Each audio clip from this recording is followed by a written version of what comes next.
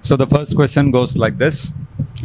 How does Krishna know what the devotee deserves in relation to the service allotted to him? How does Krishna know what the devotee deserves in relation to the service allotted to him? What he deserves, meaning in the with respect to the fruit he gets out of the service, or what service he gets? Whose question is this? Huh? Sorry? What service he has to get? How does Krishna know? Right? Krishna says in the Bhagavad Gita, Sarvasya chaham hriti sannivishtaha mattah smritir jnanam apohanam cha. Krishna is seated as Paramatma within our heart. And from Krishna as Paramatma comes all knowledge, intelligence and forgetfulness. All three things come from Krishna. Krishna is seated as Paramatma and he is fully aware, cognizant of our every single desire and thought. Just like, suppose the example is given that suppose you are passing by a, let us say, a flower garden, a garden full of jasmine plants, and the fragrance of that, when you are passing by that garden, that fragrance you happen to smell. Immediately you become aware, oh, there is a jasmine plant somewhere here. You don't need to see it. Nobody needs to tell you. Just by that smell, immediately you become aware. Similarly, Krishna can smell all our desires. He can sense all our desires. The moment we desire something, the moment we think of something, not only do we become aware of it, even Krishna also becomes aware of it. The Upanishads also state, Dva suparna sayuja sakhaya samane vrikshe parishashva jate. So this body is compared to a tree in the Upanishads. And in this tree of the body, there are two birds. One bird is the Paramatma and the other bird is the Atma. That means one bird is us. We are conscious that we are living within this body. We are aware, isn't it? But what we are not aware is there is one more personality within our heart residing in this body, which is the Paramatma, which is Krishna. He is also seated. Paramatma is also seated within our heart along with us, right next to us.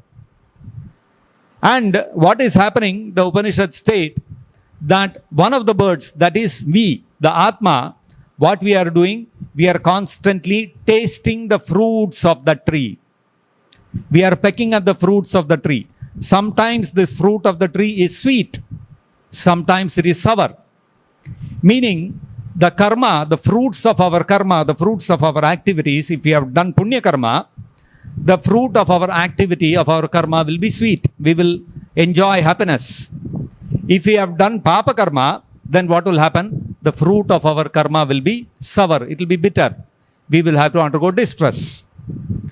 The Atma in the heart, that is us, we are constantly tasting the fruits of the tree. Meaning we are constantly tasting the fruits of our activities.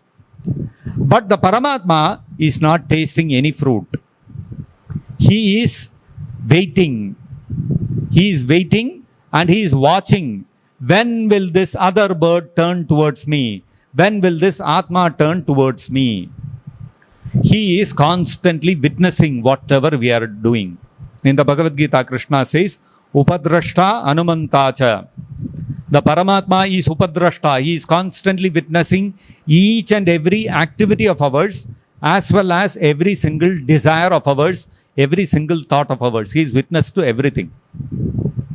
Moment we desire something, I am walking in the street, I see a bird flying in the sky, and I think, oh, if only I could also fly like the bird.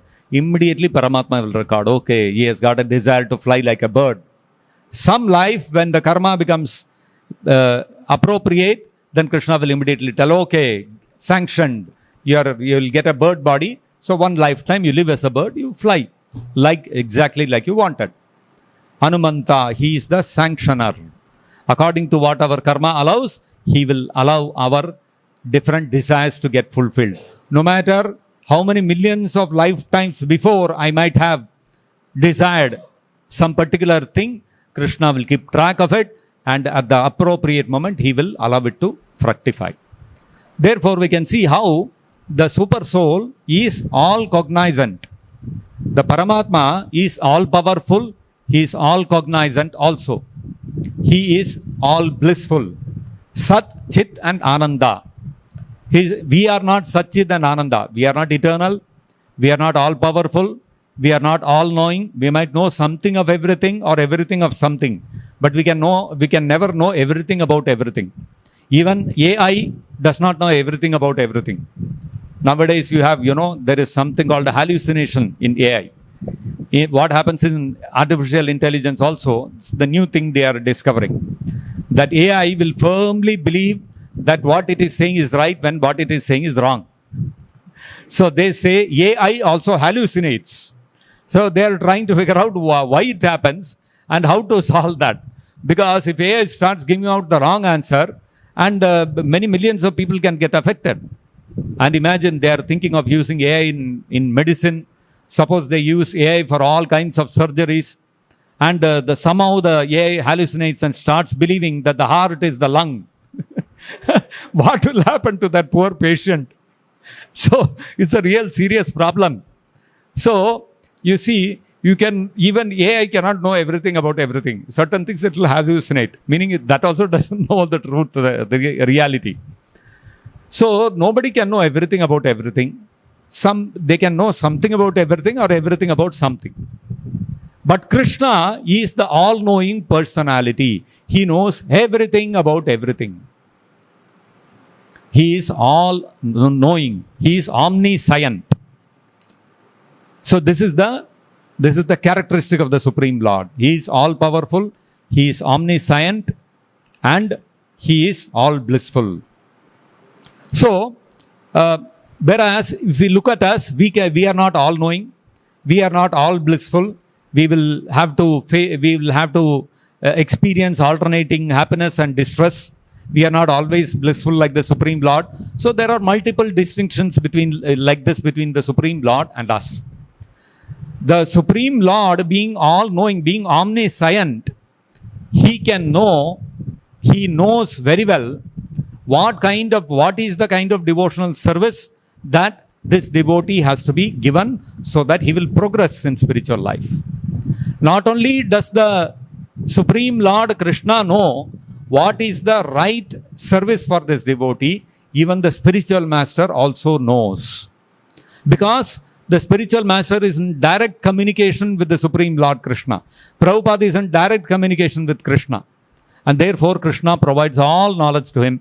And therefore Prabhupada knows exactly how his disciple has to be engaged in order to make him progress in devotional life.